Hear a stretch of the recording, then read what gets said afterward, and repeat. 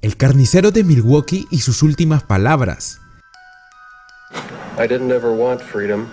Frankly, I wanted death for myself. Y un audio que te pondrán los pelos de punta. His drink had the sleeping pills in it, about 7 pills.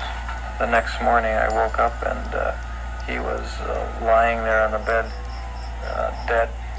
A continuación te mostraré la segunda parte de videos escalofriantes sobre el caso de Jeffrey Dahmer.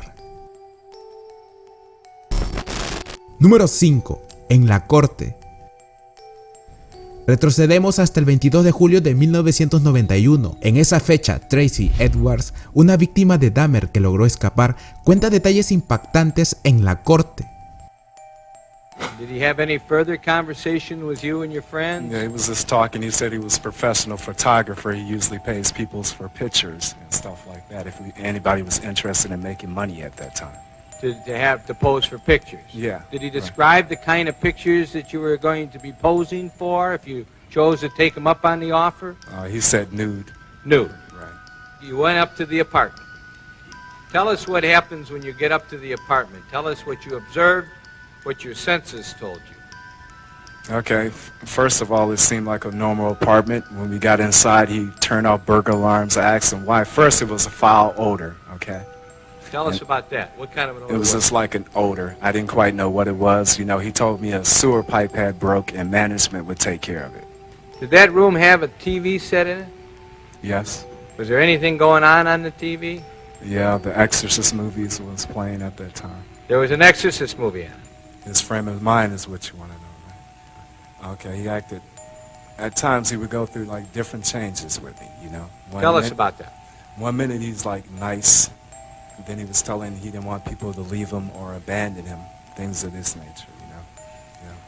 Well, what did you think about him as a person? What impression was made on your mind of this fella that you're dealing with here? Yeah. That at times he wasn't himself, and then at times he was like a nice guy, you know. He would come and go different times, you know, throughout the whole time. Then he would like sit, being quiet at times, watching the movie, wanting me to watch the movie, you know. What did he do? He kind of laid across me, put his head across my chest at that point. What was he doing with his head? Pardon me? What did it appear to you he was doing with his head? What was he trying to do? Like he was listening to my heart, because at a point he told me he was going to eat my heart at that point. He said he was going to eat your heart? Yes, that's correct. And it's like I told the policeman that this freak, this crazy guy, was trying to hurt me. Yeah. Did you run out of the building? Yes, I did. Did you summon help? Yes, Milwaukee Police Department? that's correct. Did they come back there with you to the apartment? Right. Did you eventually go back into the apartment with the Milwaukee police officers? Yes. And then he was arrested. Right. Tracy estuvo a punto de convertirse en la víctima número 18 de Dahmer, pero no fue así, y gracias a su denuncia, la policía logró capturar al monstruo. Lo curioso de todo es que años después, Tracy se convertiría en un asesino también. Número 4. La llamada. Esta es una grabación en donde se escucha a Jeffrey contar detalles de uno de los tantos crímenes que cometió, pero lo increíble es la forma en que lo relata, pues parece estar totalmente tranquilo. I was drinking at the 219 bar. It's a gay bar downtown on Water Street. Looked attractive to me, so I asked him whether he wanted to go back to the hotel with me. I had a room at the Ambassador that night. And he said yes. His drink had the sleeping pills in it, about 7 pills. The next morning I woke up and he was lying there on the bed, dead. His chest area had been crushed. So apparently sometime during the night, I had been beating him in the chest with both fists, because my fists were bruised. I have no memory of doing it. Just remember waking up, laying on top of him, and the complete shock. Couldn't believe it. And so in the afternoon I decided I'd get a suitcase, a large suitcase with wheels on the bottom. Put him in the cab and drove home to Grandpa's residence. Número 3. Vecina de Dahmer. Tras la detención de Jeffrey, Glenda Cleveland contó algunos detalles del caso a los medios estadounidenses.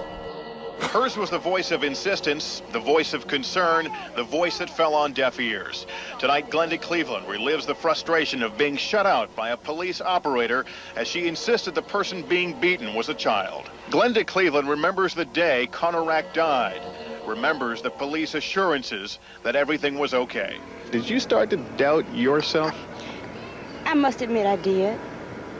I did. But do you feel they let that boy down that night? Yes, they did. Yes. Yes, he was definitely let down. He was let down as low as he could get. And that was to his grave. He can't get much lower than that. Recordemos que Glenda en varias oportunidades denunció las situaciones extrañas en el apartamento de Dahmer, pero lamentablemente una y otra vez fue ignorada por la policía. Incluso hubo un caso que causó mucha más indignación, el del adolescente Conorak de solo 14 años. Pues la policía, a pesar de verlo en un mal estado, dejó que Jeffrey se lo llevara en lugar de haberlo llevado con sus padres. They should have checked him out. You know, arrest. I mean, I think it's automatically they should arrest my brother because he was naked on the public. You don't think that your brother might have known that he was the man who had sexually assaulted your other brothers? No, we didn't even know his name. Oh, you didn't know his name? We didn't even know his name, what his name and what he looked like. We didn't even know. The Centersom Phone family says they're having a hard time accepting police explanations of why they released Conorak back to Dahmer. Definitivamente la cantidad de víctimas pudo haber sido menor. ¿O tú qué crees?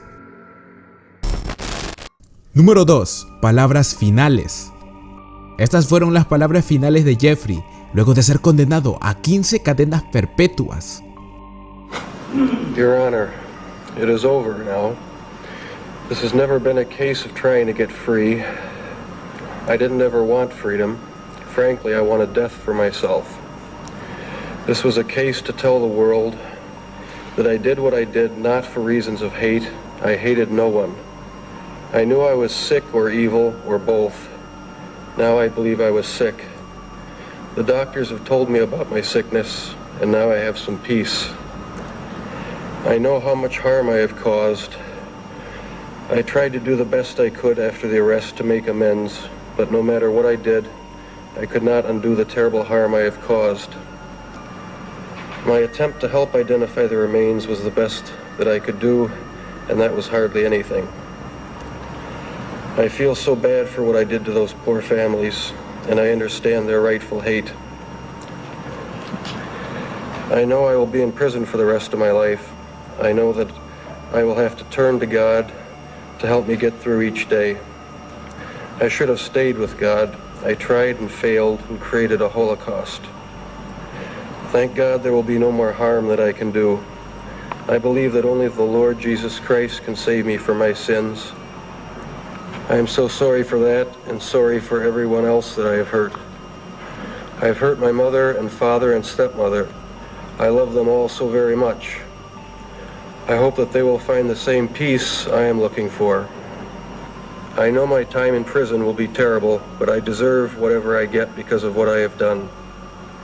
Thank you, Your Honor, and I am prepared for your sentence, which I know will be the maximum. I ask for no consideration. Número 1. Christopher Scarver.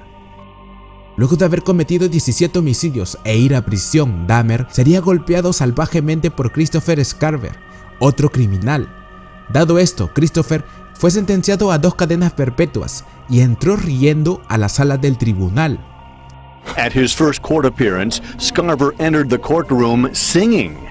Rain or shine, sharing your dreams, your heart and your mind. Initially, Scarver entered an insanity plea, but eventually he pled no contest. Your parole eligibility date will not be until the year 3077. Christopher, why'd you do it? What's God telling you to do?